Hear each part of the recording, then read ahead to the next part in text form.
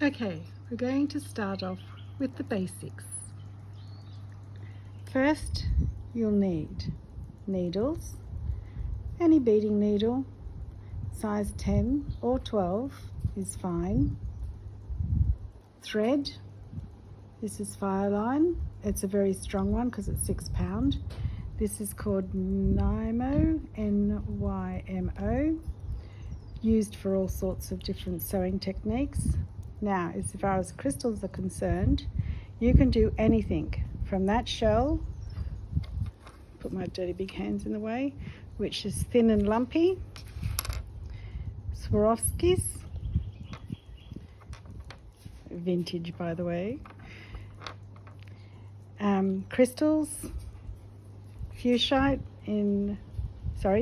in fuchsite, rhodochrosite, angelite, rhodonite, fluorite. Now these ones here, God, look at my fingers, sorry. These ones here are to do soutache, where you just glue it on to a piece of felt, sew around the edges and bring your piece up. And then it's what the Native American Indians used to do with their stones, which is their stone right there. Let's see if we can get that looking good, because that's a shakatite, rare and absolutely beautiful. Okay, so now beads. The main thing is to have 2 different sizes. Oddly enough, the smaller the number, the bigger they are. So that is a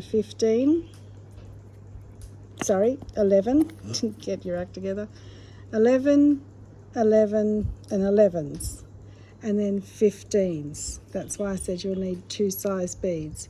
You actually can do bigger ones such as 9s and 8s. The whole way that this works is, firstly, and I will show you in depth on another video, excuse my fingers, they've just come out of the veggie garden. Okay, so you use the 11s, Delica, Mayuki, doesn't matter.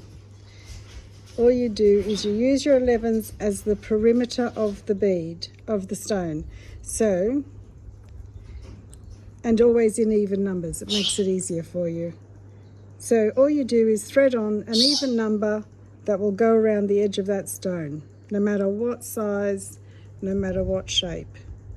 Then when you've done 2 or 3 rows, and I will, as I said, show you in another video, then you get the smaller size bead, which is a higher number, i.e. 15. Are they 15? No, they're 11. Anyway, point is, then when you use the smaller bead, I hope you can see it on that, try to make that a bit better to see, you can see that the bigger ones are around here and the smaller ones are here. There's 2 rows of them. I'll show you on the blue, this blue one, because it's 2 different tones of colour. So zoom in, get your act together, camera. The silver are the 11s and the little blues are the 15s.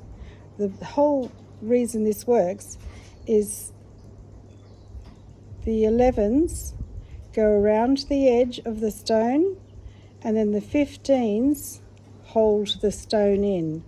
Then you flip the stone over and do 15 on the other side to hold the back in whilst the stone is in place on your sewing.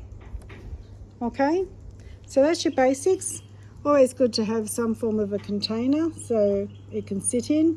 I use a spoon to pour my beads into. Sometimes I work off these boards, so that way it holds it in place. And I only do small bead bundles at a time, because there's nothing worse than spilling the lot on the floor and having to get on your hands and knees and pick the devils up. Okay, so that's your items that you need. Always a cup of tea. You can have a little bit sticky beak into one of my crystal boxes, one of my many crystal boxes. And that's the basics. Yeah. So I will now go select a stone, get my beads prepared, my hands cleaned, and then I will put together a little video showing you how it's done. And the stitch is called peyote stitch.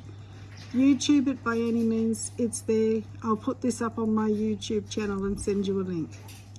Toodaloo!